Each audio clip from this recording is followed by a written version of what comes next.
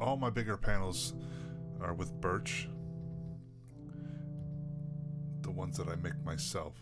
So here I'm just laying down the measurements, getting everything ready before I make my cuts to the panel.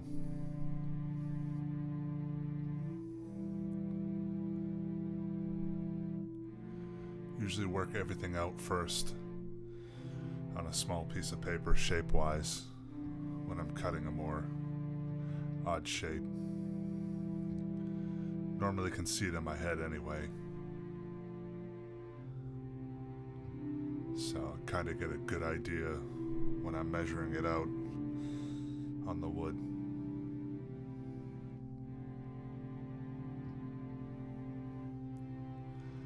And after a few times before in the past, get pretty comfortable of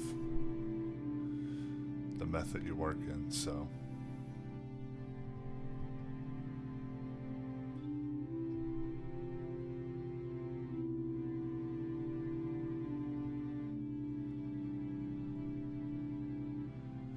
this T-square that I'm using right here I've had forever. It's actually not even mine. It was a friend of mine, or it is a friend of mine's T-square that shared a studio space with me.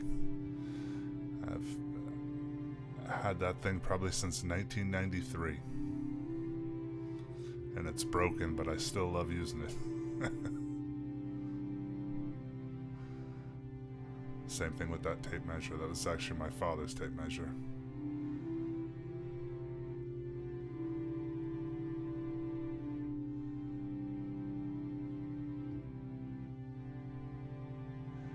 Stole it from him before they moved away.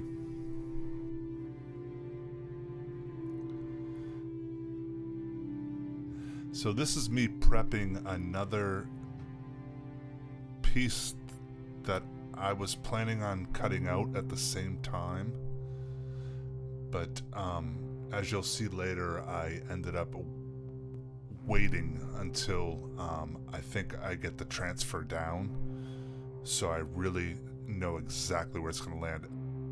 Here I'm measuring because I'm eventually, after I do the cutout, I'm going to put trim on the inside of it, so I needed to measure it a little bit wider than the actual, for the cutout itself. So it's I got a little bit more room to put that trim in there, so that diamond shape that you see there will be the actual size of the cutout, but I'll need extra for the trim.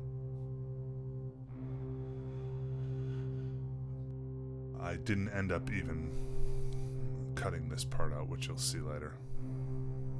So, but good practice, good, getting my placement of thinking I know where it's going to go. So I pre-drill these pilot holes to just give myself areas to work in with the jigsaw, and it gives me a good place to start, because as you cut, you get more comfortable on certain angles and certain size. So I'm gonna put one more over here on this side. And sometimes I don't even use them, but it's just good to have them in case I do need to use them. So, but as you'll see, these two I used.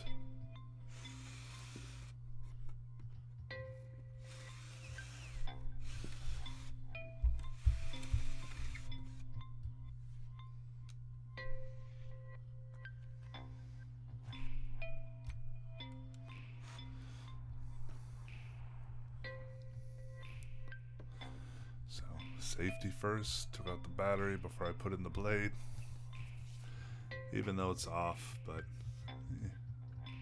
better not take chances, right?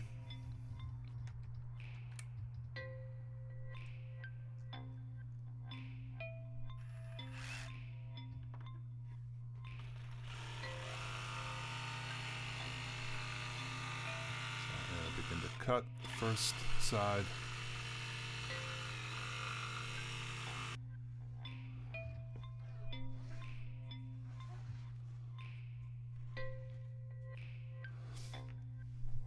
lot of times I'll just use a circular saw for this, but since I was cutting these other angles, I ended up feeling like I'd take out the jigsaw, and I was also feeling a little lazy this day. My circular saw is has a cord, so I would have needed to run the extension cord outside. So having the battery for this became to be a lot easier.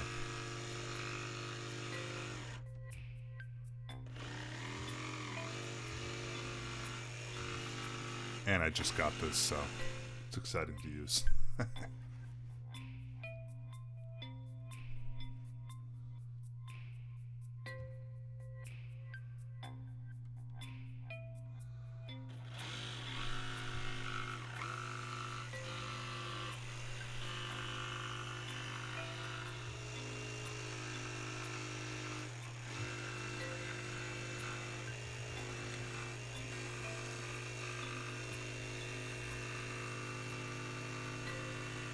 It's pretty much the last cut. It took me more time to set up than it did to actually make the cuts that I needed.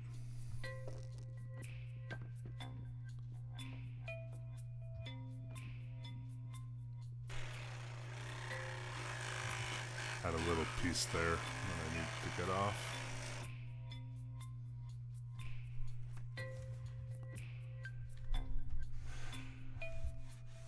And with the sander,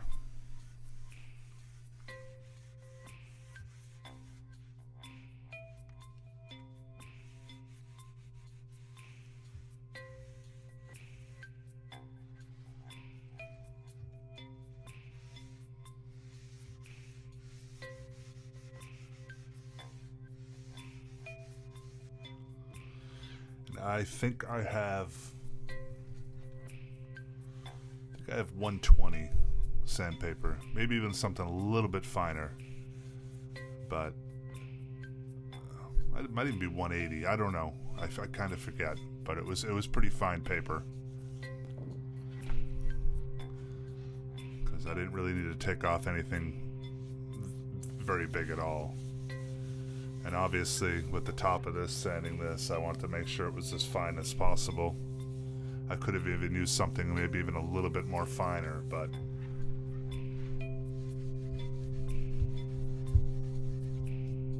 it did the trick that I needed it for.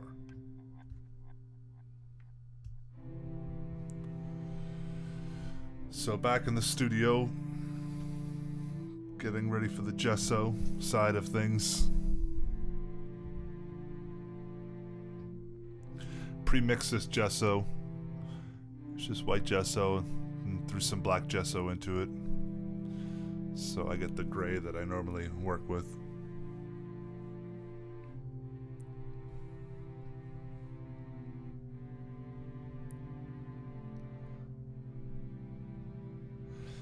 And I always gesso with a sponge roller. It leaves such much more of a fine finish, which I like painting on really fine surfaces, so I try to get them normally as smooth as I want, and then if I want to texture them as I work, then I can do that. But I always find it better to start off with the smoother surface. For me, it's just my own personal choice.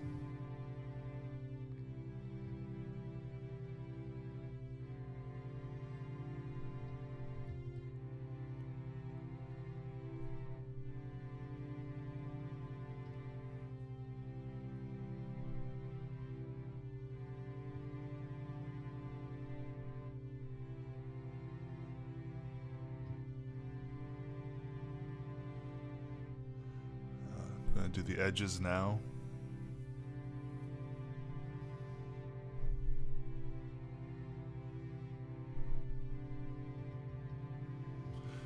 Usually hand paint on the first coat, and then with the other coats I'll end up hitting them with the roller, but usually get on a heavier base with the first coat with a brush.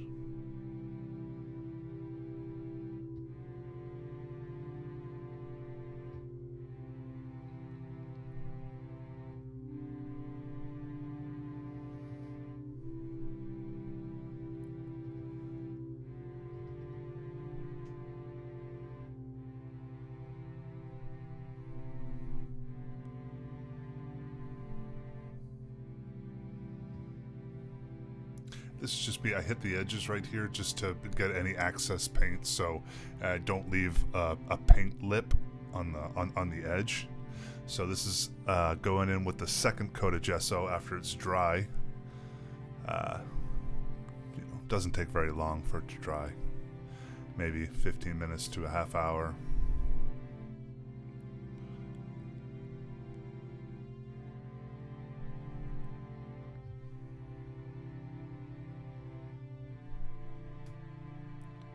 And this is actually a third coat, I believe, that I'm putting on now. I believe I put on 3 to 4 coats usually for the first pass of gessoing before I sand. Now I'll hit it with the first time sanding.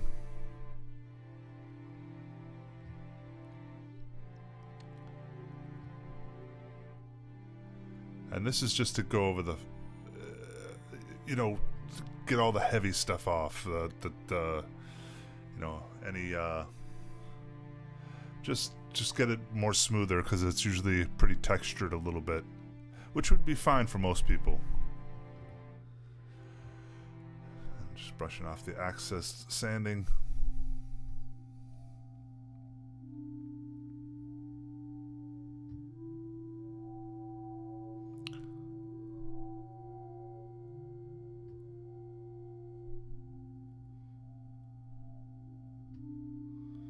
Usually what happens when I'm sanding with the gesso, after you go over certain areas for so much, it'll build up little chunks of like little paint and stuff that'll be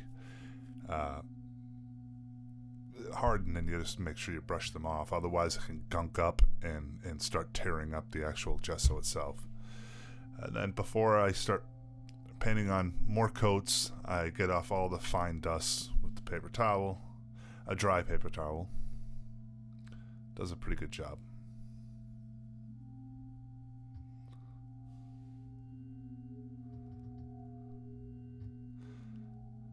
And come back to lay down more of the gesso. And I just put it on with a brush because it helps me control how much I'm putting down, so I don't put down too much at a time. Because you don't never want to put down too much at once. So this is another coat. I mean, the second coat after I sand it. So we're in 1, 2, 3, 4, 5. I believe I'm on the 6th coat right now. I believe this panel had, yeah. So this is 8 now. So I believe I did 8 coats of gesso.